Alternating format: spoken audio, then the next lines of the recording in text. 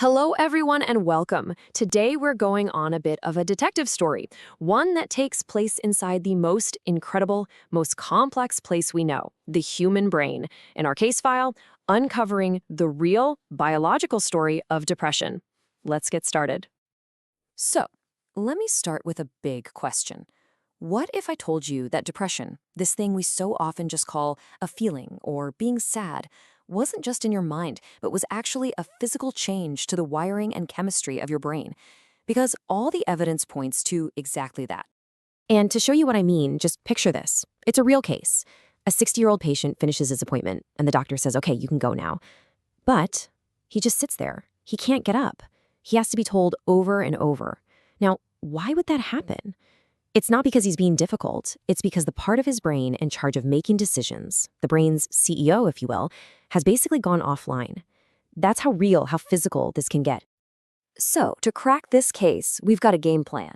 First, we're going to survey the crime scene. Which parts of the brain are hit the hardest? Then, we'll investigate the messengers, the chemicals that are all scrambled up. We'll find the main culprit, which is kind of an overheating stress alarm. And then, most importantly, we'll look at how the brain can actually repair itself before we put all the puzzle pieces together. All right, first stop in our investigation. We need to identify the specific neighborhoods in the brain that are most affected when depression sets in. And we're starting right at the top, with the brain's chief executive officer, the prefrontal cortex, or PFC. This is your command center. It handles judgment, planning, decision-making. Basically, it's the part that makes you, you. And this is where it gets really interesting. In depression, brain scans show that activity in the PFC just drops. The CEO is completely overwhelmed and can't do its job. And what does that look like? Well, it looks like poor judgment, a total loss of motivation, and the inability to focus. It's exactly why that patient couldn't just get up and leave the room. His command center was down. Okay, let's move to the next area of interest, the amygdala. You can think of this as the brain's security guard. Its job is to be on the lookout for threats and sound the alarm. Super important. But here's the problem. In depression, that security guard becomes, well, paranoid. It's overactive. The alarm is constantly blaring, seeing threats absolutely everywhere, even when there's no danger at all.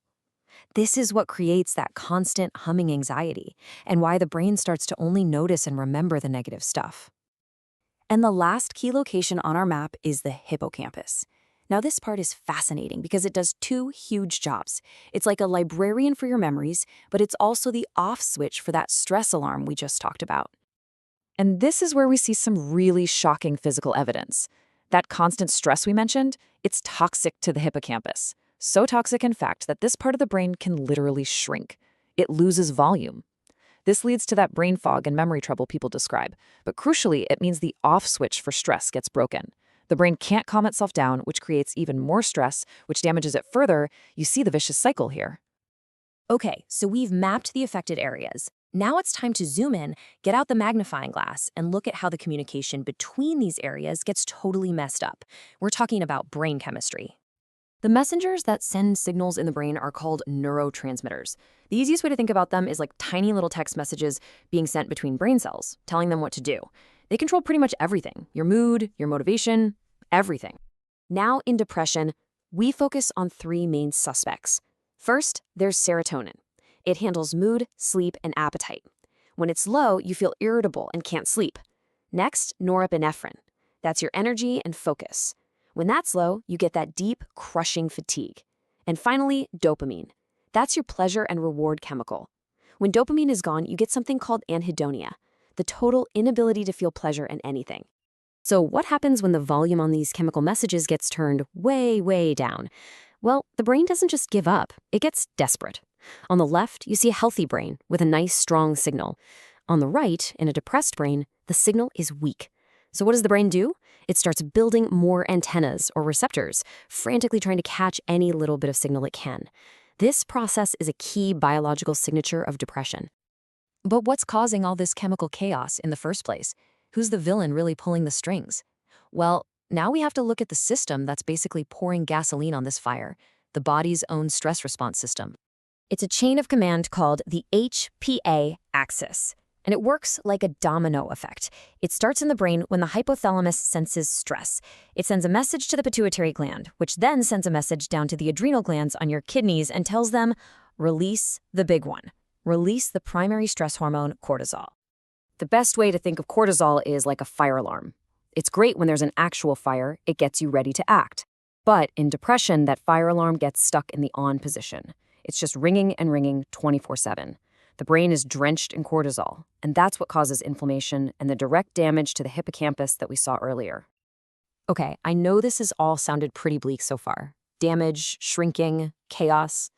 But this next part, this is the most hopeful and incredible part of our story. Because the brain isn't just a victim here.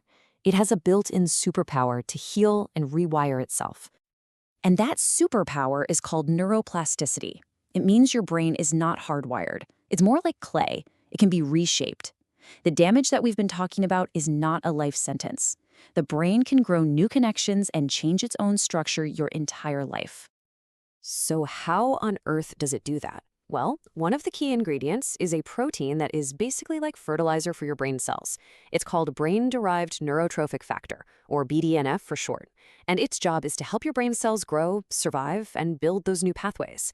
It's the hero of our story. And this finally answers a really common question. Why do antidepressants take weeks or even months to really work? See, we used to think it was such about boosting chemicals, but that happens fast. The real reason it takes time is that their main job is to slowly increase the levels of this brain fertilizer, BDNF. This gives the brain the time and the materials it needs to physically rebuild its broken circuits. Think about it. Treatment isn't a quick chemical patch. It's a long-term brain reconstruction project. Okay, on to our final section. Let's zoom back out and see how all these clues we've gathered fit together to form the complete puzzle.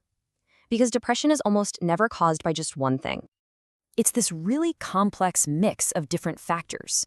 Your genes play a huge part, maybe 40 to 50% of the risk. But then you have to layer on top of that things like environmental stress, those chemical imbalances we talked about, a haywire stress system, and even things like chronic inflammation in your body. It takes all of these pieces coming together to create the full picture. And that brings us to the big takeaway from our whole investigation. If we can see that depression physically changes the brain's structure, how does that change how we think about it? How can we start to treat mental health not just as something to talk about, but as an act of physical brain rehabilitation? Something focused on helping our most important organ actually heal, rebuild, and rewire itself for the better. What do you think? I'd love to hear your thoughts.